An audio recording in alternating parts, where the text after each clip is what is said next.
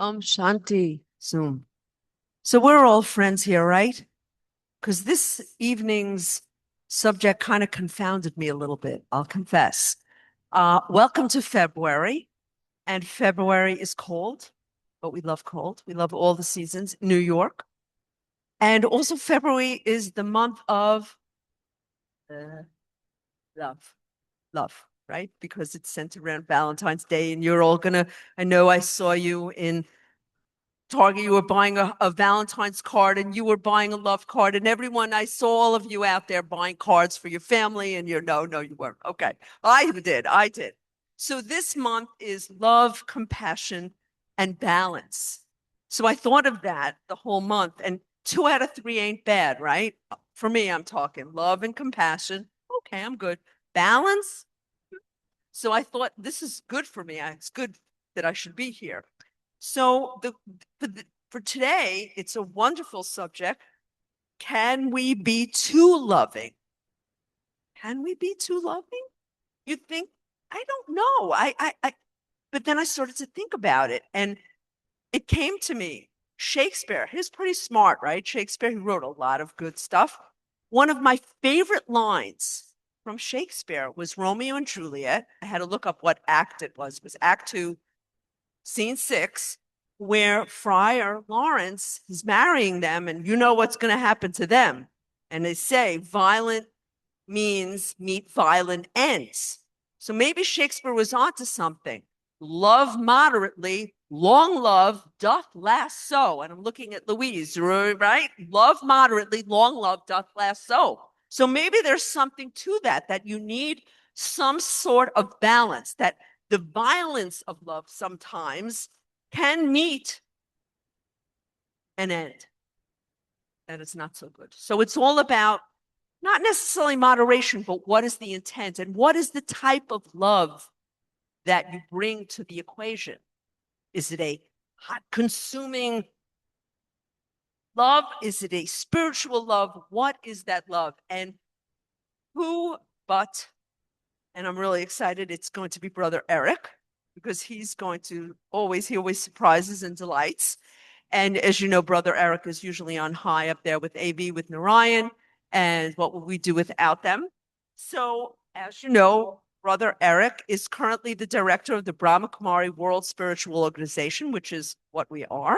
And he's also the representative to the UN for the BKs and a member of the NGOs on freedom of religion belief and religious NGOs, which is, boy, do we need that now. And the Multi-Faith Forum, he's on the board of directors of Multi-Faith Forum. He is a I'll put in a couple of very experienced Raja Yoga meditation instructor and retreat facilitator. And before his retirement, and I love this because everyone who comes up has such a worldly science, accounting, you name it, that beyond spirit, they really are applied in the world. He was a civil engineer. Can't get more civil than that. And in a career in property loss management. And he's always with us, whether you know it or not, even if he's not on stage, he's with Narayan and he's mastering that AV and that beautiful stuff. So with that, I am going to call on Brother Erik. I hope I didn't mash it too much. Okay, thank you.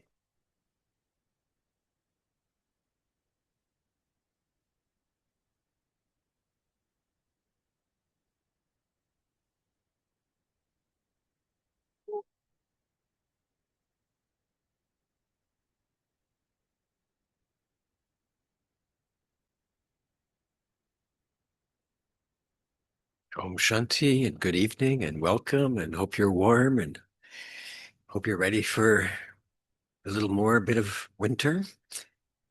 But right now your skin is tough and you are hardy and you made it out. So congratulations. Congratulations to those who didn't make it out but might be tuning in. We're going to record this.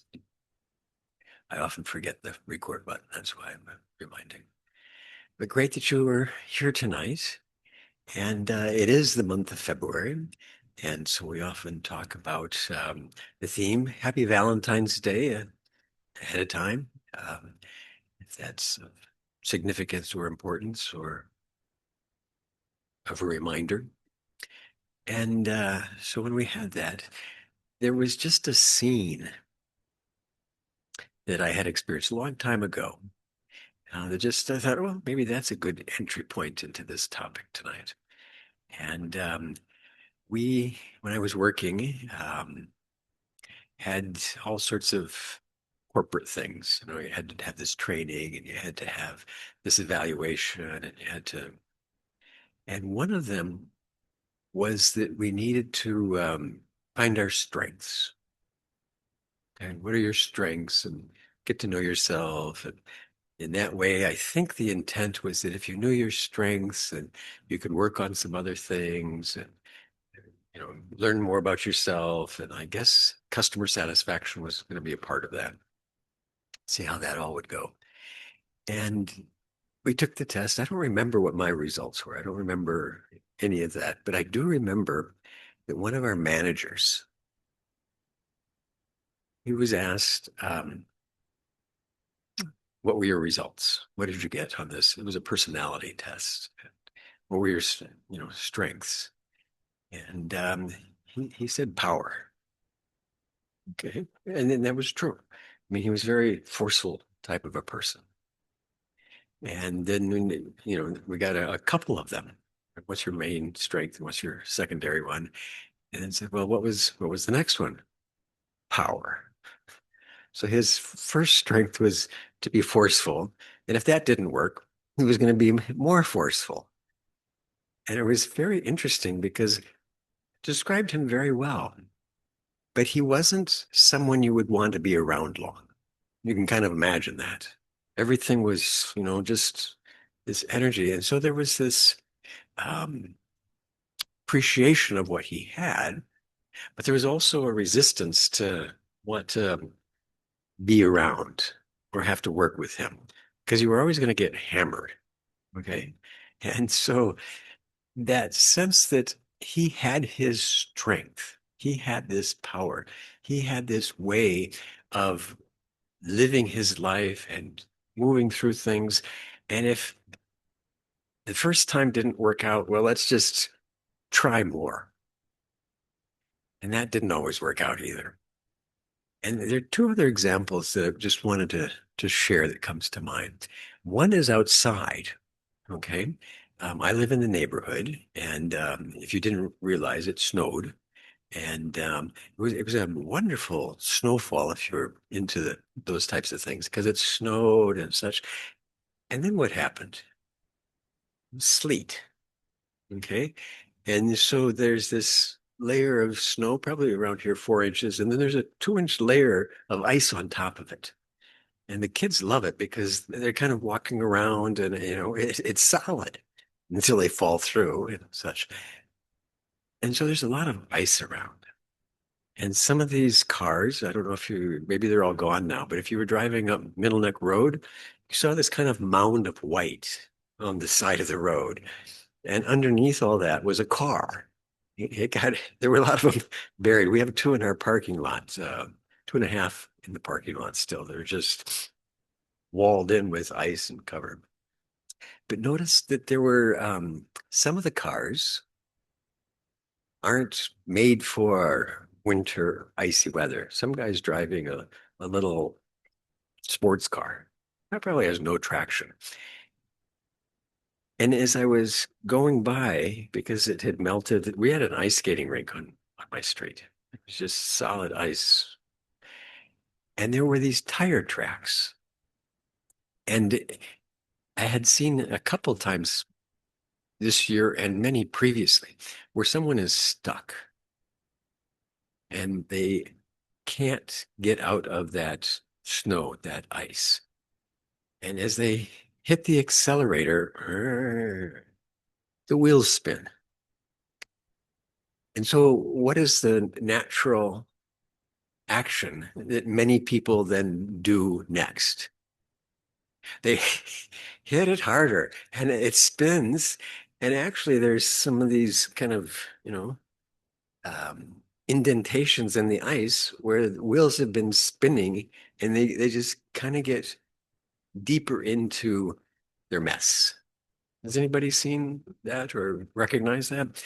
And that sense is that that's the strength. They've got this engine, they got this car, but you try something, and sometimes, you try it again and it works, kind of break through, but sometimes it doesn't support, doesn't help, doesn't work. And it's even worse. Our strength is not always a strength in the wrong conditions. And the other one, if there's history majors, English history, medieval times, that I'm aware of. And I thought, well, that's a good example too. How many of you recognize the term or the place in English history? It was actually in France, Agincourt. Does that ring any bells? Very, very important to the English because they had an English army in the 1400s wandering through France and they were being chased out. And I remember the numbers, or very cool. There were about 6,000 English military army, and they were being chased by 30,000 of the Frenchmen, and they were getting cornered and such. Historic battle. And most of the English were with bow and arrow, longbowmen, and they were on foot. But the French nobility, armors, horses, heavy, powerful. And it was like 30,000 to 6,000. And the French thought that they were just going to come in and swoop, eliminate, conquer, glory, all these things, because they had this power. They had this energy. They had this force. And so they had this mindset that, of course, we're going to win. But it turned out that there was a narrow place. They couldn't get around them. They had to come in the front. And it rained and it was soggy. And so what happened is because they were so heavy and protected, their strength actually became a deterrent, a weakness. They couldn't move. They would fall down. They got trapped. And so what they thought was their advantage actually became the reason they lost. They got slaughtered. And in all these cases, that sense of what we have can be a problem if we're not aware of it.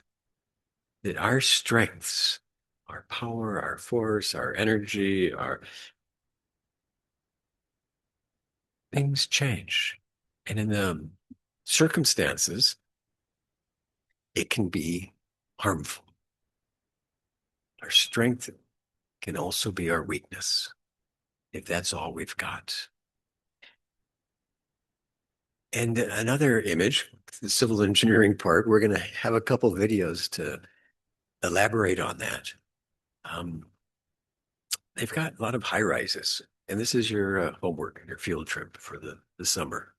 Just go into Manhattan and look up, and you will see tall buildings, assuming some of you have been there before and understand that. And that some of those buildings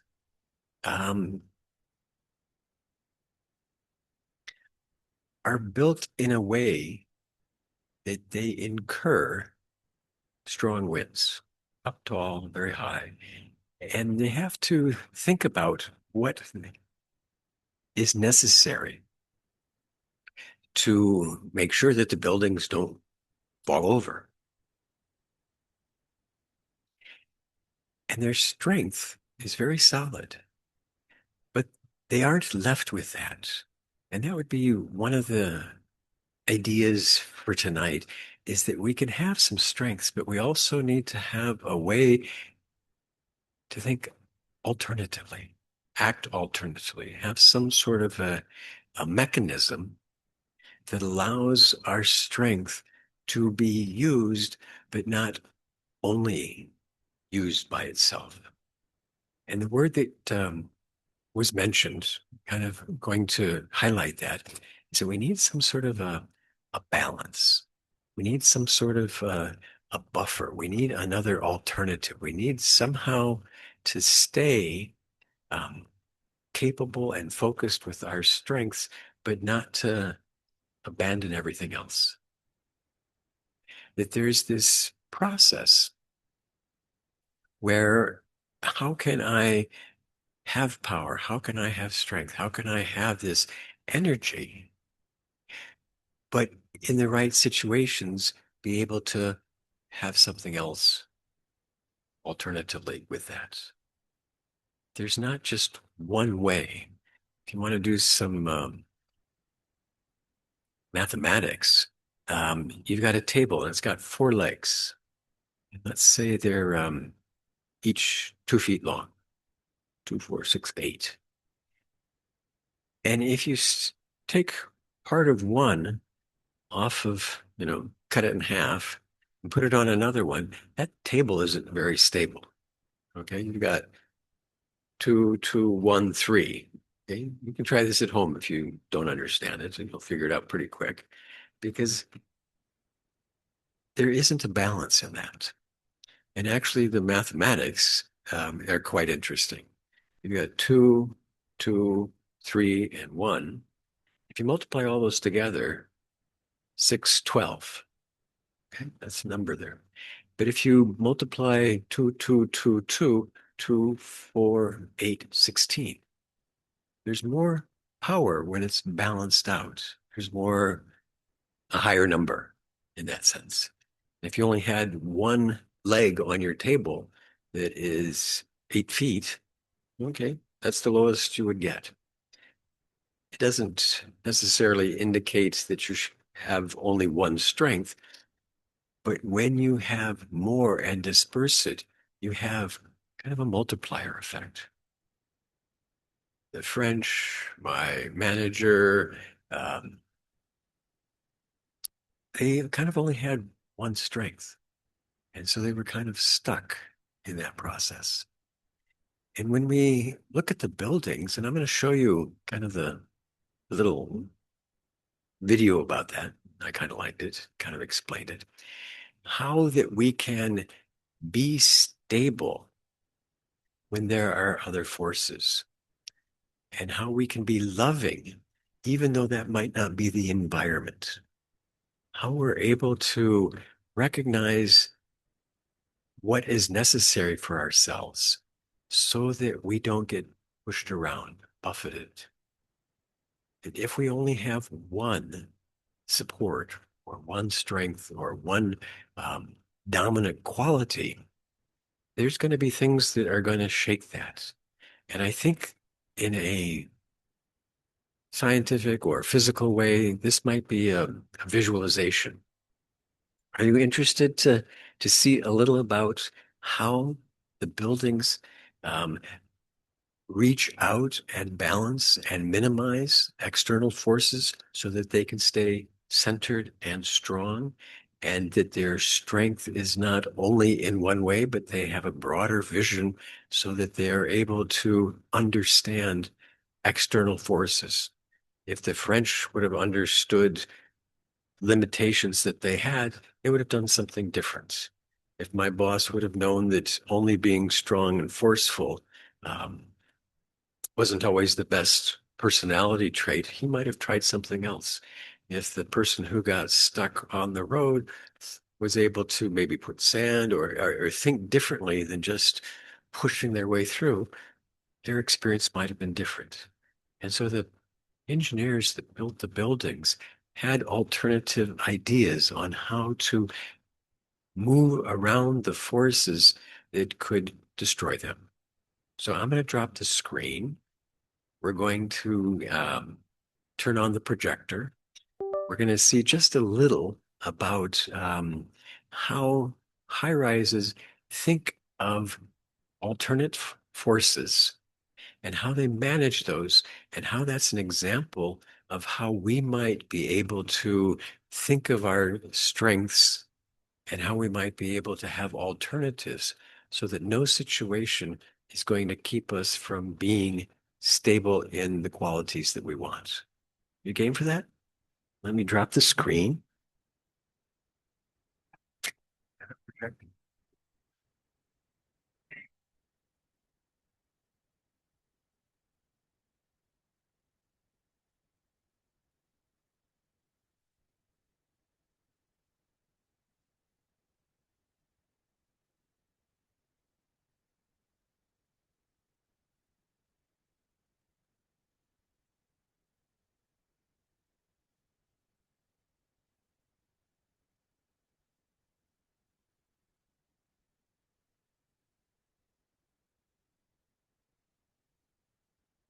So this is going to be a 6 minutes, 5 minutes.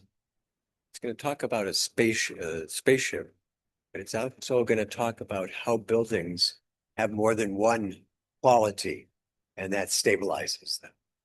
So thinking of loving, what else? We'll answer that. Okay.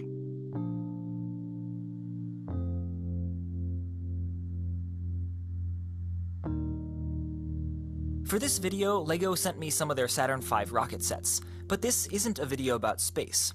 I actually want to talk about the physics of how to keep tall things from shaking, like how to keep skyscrapers from swaying too much in the wind or in an earthquake. The taller something is, the more liable it is to sway back and forth. So to demonstrate this, the Saturn V seemed by far like the best and coolest LEGO set for the job. So if you don't want your tall thing to sway, either because you're worried it'll fall apart, or you're worried it'll freak out the people inside, you could just make it stiffer, either by adding more stuff to it, or using more rigid materials, though this isn't always elegant and gets expensive fast. But there's another, clever solution.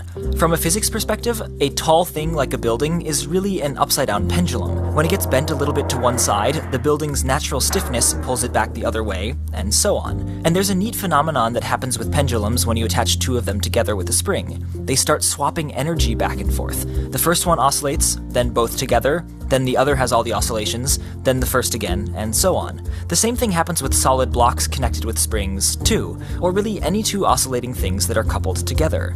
In a perfect frictionless simulation, this energy swapping will go on forever, but in the real world, there's friction and air resistance, and the spring itself might heat up, all of which cause the objects to lose energy and the oscillations to dampen over time. This phenomenon is what you can use to discourage your upside-down pendulum from shaking in ways you don't want it to. A big, tall object is going to want to sway back and forth at its own natural frequency of swaying, which depends on its height, weight, and stiffness. If you then attach a smaller object to it that can sway to and fro, and add a little friction or drag, then anytime the big object trades its energy to the little object loses the energy to friction rather than trading it back to the big object, and this dampens out the big object's oscillations. In practice, you normally put the little object inside the big object, which looks more like this, but the principle is the same.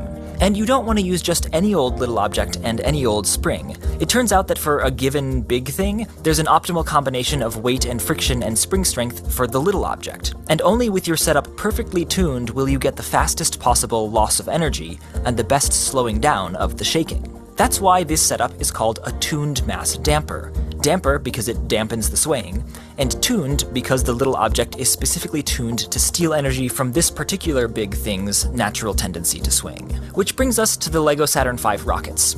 In one of the rockets, I've put a weighted pendulum in the place the lunar module should go, while the other just has the weights stuck in place. If all goes well, and if I've done my math right, then when I bump the table, the rocket with the pendulum should sway a lot less than the rocket without. As you can see, the tuned mass damper does actually help, though it's a bit subtle. Here's a graph of the motion of the rocket in each case, which makes it more obvious. And though tuned mass dampers definitely weren't used in the Saturn V rocket in this way, since this is where the lunar module went, they are used in many modern skyscrapers, and even in other things that aren't buildings, though they're usually hard to notice. For example, if you look closely at power lines, a lot of them have this little dumbbell thing on them, which is a tuned mass damper, that keeps the lines from shaking too vigorously in the wind. And tuned mass dampers have been used to reduce unwanted vibrations in airplane engines, Formula One racing cars, and audio speaker cones. So there you go, the tuned mass damper, aka the physics of how to use little things to keep big things under control.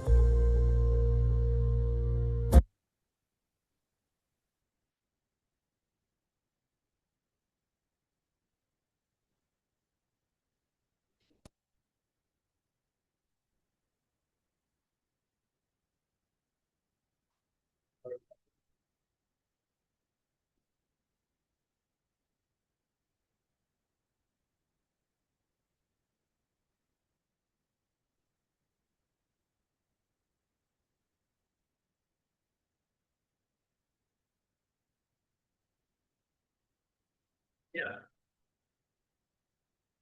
it's really fine. Um, and so that sense of trying to make the connections between our spiritual self and what our strengths are and how we need to not just be loving all the time. It's going to be very subtle in that sense. How can I be a being of love Love is the currency that we all share. But what is necessary so that my love is appropriate in the situation? And we're going to answer that after the next video, because the next one I hope you've seen. I hope you understand it, because it's a classic. And it's what happens if you don't allow yourself to understand the forces that you're in and how to navigate through those. This is going to be physical, but it applies also to ourselves. Too much loving can be a problem. And this is going to be the Tacoma Narrows Bridge. Does anybody recognize that name? There's a bridge in the Seattle area, Tacoma, in the 40s. They built it, but they didn't test for all the wind forces on it. And this is what happened. If you are only loving all the time, this might be what happens. Go ahead. Tacoma Narrows Bridge.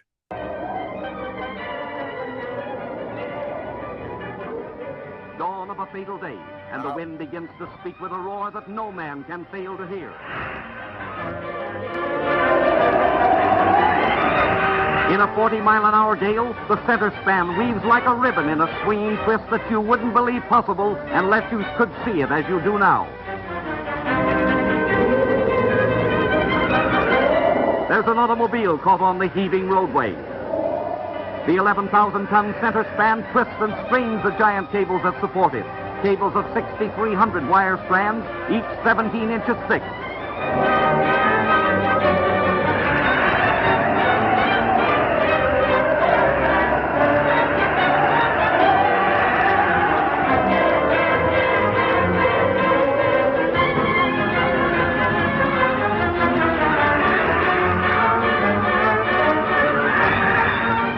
Back out of the danger zone, all stricken spectators are driven to safety as the bridge gyrates like a nightmare high above the river, twisting, turning, curling.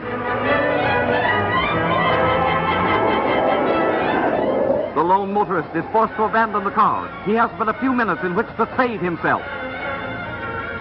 Face to face with fate, his destiny hanging in the balance. Will he heed the last warning or perish with the doomed structure?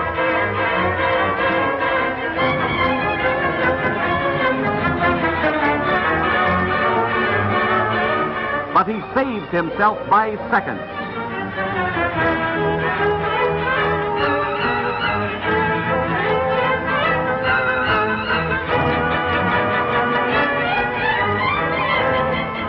No structure of steel and concrete can stand such a strain. Steel girders buckle and giant cables snap like puny threads.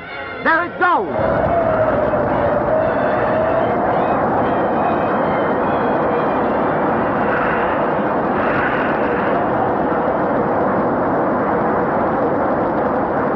Engineers are divided as to the cause of the disaster. Some claim it was the use of solid girders. Others differ. But whatever the reason, Tacoma will rebuild. This time a bridge that will not provide a super thrill in the news.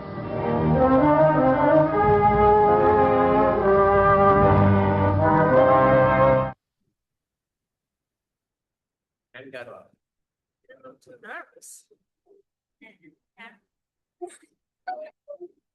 It was an amazing. Oh, let me turn this on.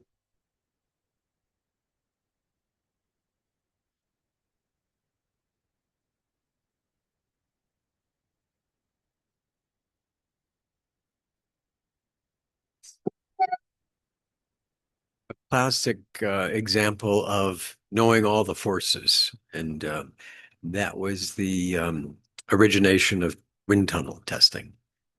Because the Narrows swoops through and the bridge, concrete and steel, okay, it was moving around like that.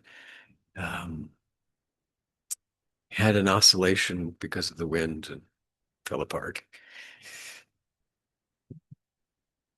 And I don't know if you've ever felt that way, where you're trying to be loving, you're trying to do the right thing, you know who you are, what's going on. But there are these energies that kind of move you around And so a damper is important to know. And one of the pairings, the balancing that we talk about here is that we should be loving. We are spiritual beings. We are love. That's our nature. That's our quality. That's what we should be using.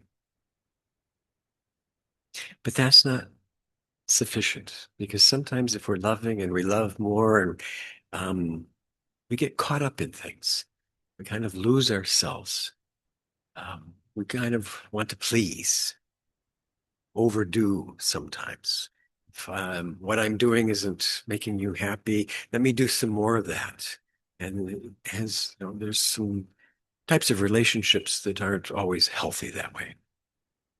We can overdo, that our strength becomes our weakness. We lose ourselves trying to do that. And so this damper, if you want to play with that idea, that we talk about here, and some of you will recognize this and know this, but we should be loving. That is who we are. That is part of it. But how do we balance that out? How do we smooth that? There's a term, loving and detached. And the sense of being detached isn't not caring. It is caring a lot. It is caring for the self and the other in the circumstances and being stable to know what is best to do. I hope that makes some sense, that we just can't always be forceful. We can't always be giving until we have something. And if we have that, and if we can stabilize ourselves in our kind of original qualities, then we're able to give that, but not in such a way that we're caught up in the process of giving. If we are detached in this sense, that we have a space to understand and maneuver. Sometimes we can be so loving that it's sticky and caught up, and then, we don't even know what to do. Not sure what's right. If I do this, what's going to happen? If I do that, what's going to happen? But if we're able to have some space and understand that detachment is this support that is going to help me be stable and clear and focused, then I'll know how to be loving best. I'll know how to offer what I can in the situation without going to any extreme. Not going to love you. Cutting off isn't right. I'm going to try to solve all of your problems. Getting too involved, that's not right. But how can I understand who I am, what's going on, and if there are other forces that I have strength, but I also have a way to be able to step back from what I'm doing. I don't want us to think that I have to be loving, I have to give everything, I have to lose myself. I have to somehow be in a state where my love of caring is so much that I lose myself in that. We have a team of medical professionals, and they organize some of their retreats and programs. Point of Life. There'll be some retreats that take place in Peace Village upstate. And one of the elements that they focus in on is to help the caregivers. Because one of the common circumstances, situations, issues that they deal with is that they're tired. They're helping, they're giving, they're caring, they're nurturing, they're always in that process, but they don't always regenerate that themselves. So they burn out. I don't know if any of you were in the medical field or have ever had that. I only hear little bits of what's going on with the nurses' strike. I don't know if it's been solved, some hospitals, yes, but it kind of struck me that one of their main issues is safety. That they're in a situation where the work environment is not always safe. I mean, I couldn't give you any of the details, but and so they're trying to help, trying to do these things, and there's also other forces and stress on those individuals. And the group that organizes the retreats look to nurture and understand and give skills and abilities so that people don't use their strength so much that they have nothing left. It has to be a balance. There has to be a damper. There has to be something else. Taking some time to give to the self, taking some time to having a little space, taking some time not to not care, but to care enough so that you are balanced and maximize your energy. That's what they would be doing. That's what I'm hoping is going to spark some ideas for you tonight. Who am I? What are my strengths? What do I do? And how do I allow the energies that are outside not to be dominant and sway me so much that I collapse? That picture will probably stay with you, won't it? Okay. It's from 1940. They made it pretty dramatic with the music and this and all that stuff. It's great. But there's another, major balance pairing that we talk about here. And it's real important to understand, I think. And that's the idea of kind of the lessons of Raja Yoga. First one is, who am I? Who am I? What makes me up? And I'm looking at 2, 7, 8, 9 of us in the room, because there's 9 bodies. And a body is a gift. It is a treasure. It is something wonderful. It is something that we have. And what we talk about here is the soul. We're spiritual beings, body and soul. And looking at that strength, if your strength is being only physical, you're going to miss some things. You're going to miss the ability to experience love or peace. And a lot of people are just focused. I need a house, I need the money, I need whatever it is externally. And that's important. It's very valuable, but it's not the only thing. And if one lives their life only in that consciousness and that's their strength, they're going to be susceptible to other things and there's going to be a lack in their life. And if you are only spiritual and you don't take care of your body, you're going to have other issues. Okay? Take care of your physical well-being, but you are the spiritual being. You're the soul with a body. And to balance those out, to have that awareness that I am a spiritual being, but I still have to eat, I still have to take care of things, I still have to nurture, I still have the opportunity to live a life. And how do I integrate those? That's kind of the balance. And if I just sit in a room all the time, I wouldn't say that's a great choice. Some do it. That's what they want to do. That's okay. But the intent tonight is, what are my strengths? How can I use that strength and other qualities so that I actually multiply it to its maximum? What can I do? How do I see myself? I am a loving being. I'm a being of love. I'm a spiritual being. I'm a soul. I have these qualities. But I also need to live in the world. I am a soul. I have a body. I am a loving being, but I need to give some space, a little detachment, so that I can know how to maneuver and what to do at the right place. I'm going to pause here for a moment, a long moment, and see what has sparked in your minds? What has kind of come on? Are there any examples, any thoughts, any questions about the strengths that you have and how those need to be balanced or dampered, and how you might pair whatever it is that you've got with whatever it is that you need?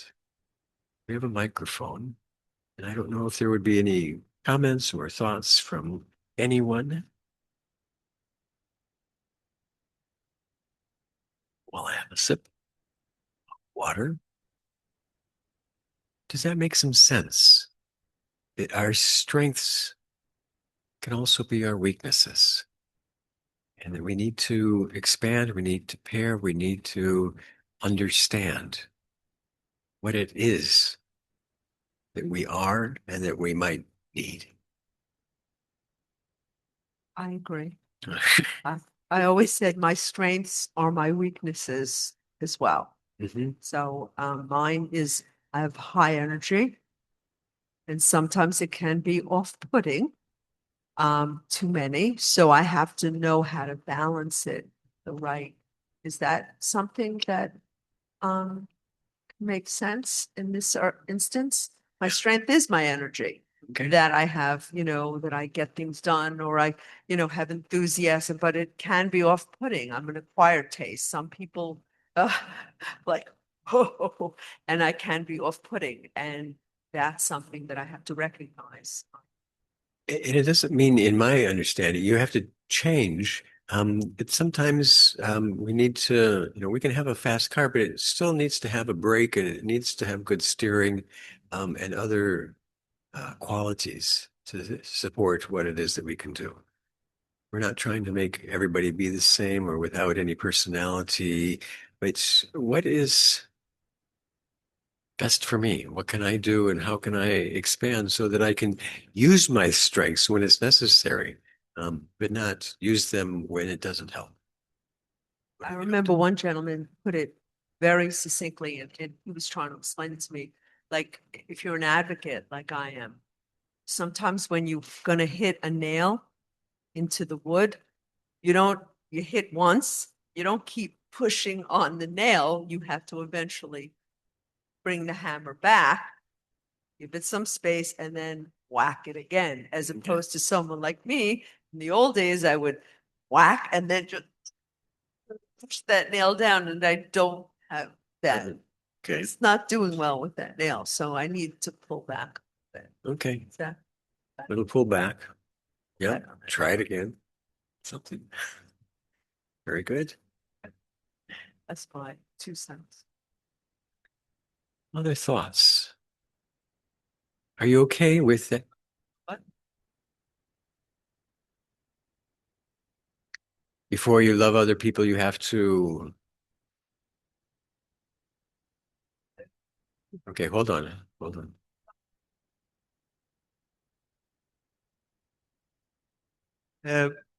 When you want to give energy to somebody, you have to go to God and get the energy from God and then transfer it to other people. That's the best. Okay.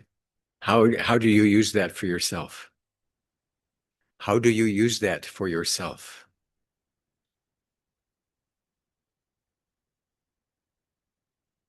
All right. Okay. Great.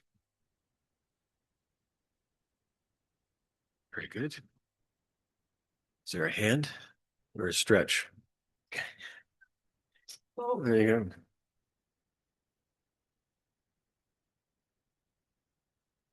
This is amazing. I'm thinking of the difference between Mars and Venus, men and women, Okay. and how women push. I'm not going to talk about myself because I don't consider myself to be as pushy as I used to be, but we kind of grow up. Really, if you love someone, you talk it and you tell them, buy stuff. There's all this body conscious, to use one of our words, ways of showing love. And what I've learned in my last decade here is that love is very quiet and there's great power. I don't know if this fits into what you're saying totally, but there's great power in just loving. And that gets to the back to the energy that I think Parham was talking about. That's the truth. That's the real energy and force.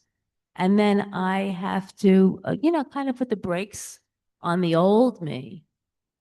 And the results are terrific when it's genuine and it's authentic and it's not for show. It's not, if you love me, you'll take out the garbage or do it my way. Does this connect with what you're saying? Because I'm kind of, Any thoughts foggy. that are generated from what was said are right. Okay. Um, you can kind of see my thinking about this. It started with a memory of an individual whose strength, just was magnified and was his weakness also. And I think that's true for all of us. If we use the wrong tool, it doesn't work out. You had a hammer and a nail. I mean, if you had a saw, no matter how much you tried, it wasn't going to work. And so knowing ourselves well and knowing how to apply those things helps us a lot. Different thoughts kind of come up, different examples. So there's not a right or a wrong because everything must be connected somehow in what it is that is initiated in the topic and the theme. And I always like having a topic to think about because different things pop up over time for me. It's not like, oh, I have this clear picture, but I say, oh, here's something and here's something else. And they all kind of, for me, excuse me, come together and reinforce. Okay, so that sense of what are my qualities? What do I like to do? What do I avoid? How can I, um, develop something else so that I'm not filling my mind with thoughts of weakness or disappointments or anything else that might be not beneficial. And so the more that I have awareness, multiple strengths, the more I'm comfortable with myself, the more I'm going to be more comfortable in any situation or with any person. Because if we're not getting together, I don't have to, you know, marry everybody I'm with. I don't have to have a long-term relationship with everybody. I can see them as they are. I can appreciate them. There's little detachment, but I can still be loving. But I don't have to lose myself in any situation either. So the more that we're focused and stable and have alternatives to shed off negativity, if you want to see it that way, the more we're going to be um, enjoying our lives, and the more people will enjoy us because we're not going to pick up their weaknesses and amplify them, if that makes any sense. Sometimes people will say something and you'll get engaged with that. And then, you know, have you ever argued with someone and you don't even know how it started or what you're talking about? But it is just, what's going on here? And so to be able to stop something like that, is there more? Well, you got to stay authentic about it. When the ego creeps in, we're lost. Mm-hmm. I guess that's my bottom line. And all I know is it like they say the best way to love is to be detached in the sense of not having your needs met by the other person. Um, there's lots of things we can talk about, and there's subtleties and things like this. But if I come full with my gifts, peace and love and happiness, and you have that, and we exchange, there's still a fullness. If I come half full and you're half full, and we're trying to fill each other up, we're just sloshing back and forth, and it doesn't work out. What's coming up for me as a mother is trying to figure out how to be loving and detached at the same time without feeling like I know what's best for what's right. Yep. And attachment, still don't understand it completely. Okay. So if you can talk about that a little. Yeah. Being detached and loving with children, what comes to my mind is allowing them to learn. Okay. You might be right, and they might benefit from that, but they will learn through their experience, and to allow them that opportunity might be a part of it. Fire is an example that comes to mind. Okay. If I told you then there was a fire here, that's hot and it can burn you, and you have to be careful. Okay, that's going to go in the head, and then they're going to remember that. But if they get close to that and they feel that heat, they will never forget that. There's a big difference between being told something and understand it in the head and having the experience of that. And so, can we be loving enough to allow an individual that we care for to have their own experiences and learn something very powerful that will be a guide for them in the future? Because if a child gets close to a fire and feels that, they're going to protect themselves the rest of their life. We have different experiences and we take different things from our experiences. But if one of the complaints I hear about for the youth now is that there are helicopter parents. Have you ever heard that term? Okay, that they're just always hovering. Okay, and they're so protective that the kids are smothered. They're not experiencing anything. They just, they're not making decisions. They're not, playing. They don't have any free time. They're not, it's just, this is what you have to do. Now you have to do that. It's not a term that's used positively. Okay. And, my generation, our generation, whatever that turns out to be, we learn differently. We learned to be bored. We learned to explore. We learned a variety of things, but the world was different. So I couldn't judge anybody's parenting skills these days. I don't know what that would be like.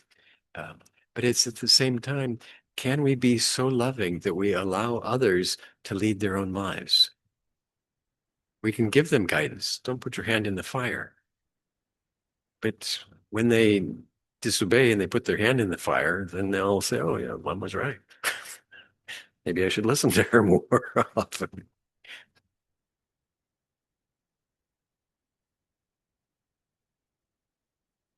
Not being like a people pleaser, yet Yep. staying stable in Yep. meditation, conversations, and children. There is things that I still do as a mother. It becomes like it's my second nature, where sometimes I have to stop and think. It's that, Okay. Stop and think. A little detachment, a little pause. Another way might work out. Yeah. If it's all right, we're just going to pause and a little reflection before we separate tonight. Because tonight was about recognizing ourselves as caring. And so see yourself in that situation, that state, that action where you're being cared for, when you are caring. And feel the love inside grow. That you are love, you have love, you want to share that. This is your strength, one of your strengths. Feel the energy that comes when you have that thought. I'm a loving being.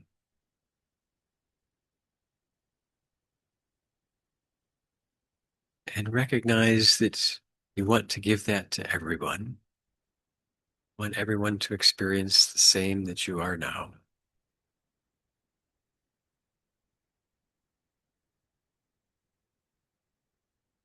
Also know that having the ability to balance that, being detached, no expectations, no concerns about how it's used by the others.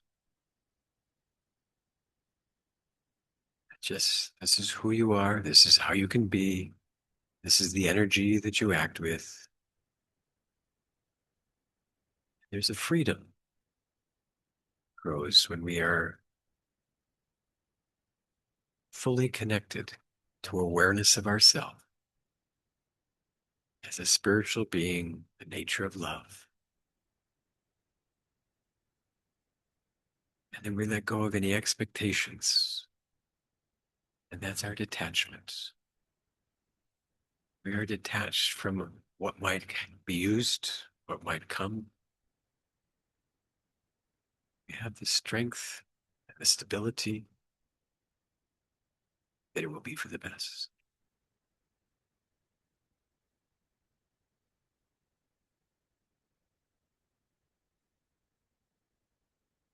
So use your love, use your power, use your strength, and use all your other qualities also. Thanks for coming tonight. I hope you've enjoyed. I hope you've had some thoughts. I hope you have a little insight. And I think you have an announcement also. Somewhere? Okay. Sunday. Thank you. It's the 8th. February.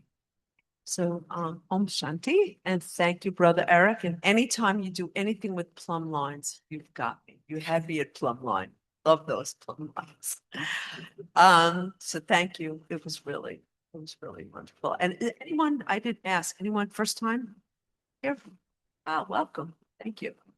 And Zoomer, and thank you, Narayan. And yes, we have a few announcements. We'll be back next Thursday with another wonderful conversation. Also on February 8th, which I thought is Saturday, right? Saturday is, no, Sunday's the 8th. The 8th, oh, Sundays, okay. And there's a program at 3. 3 to 5, we have Shivratri. So everyone, it's a public program. It's a beautiful celebration, if you will. Yes.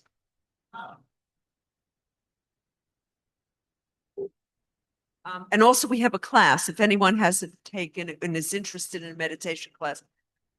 Here, we are starting a meditation course in person, Monday, Tuesday, Wednesday, 6:30 to 7:30 on February 16th, 17th, 18th, and the 23rd, 24th, 25th. But if you want, we can, give you the flyer. But if anyone is interested in taking the meditation class, and also Sunday, February 8th, 3 to 5, Shivratri, which is about spiritual renewal. It is a public program.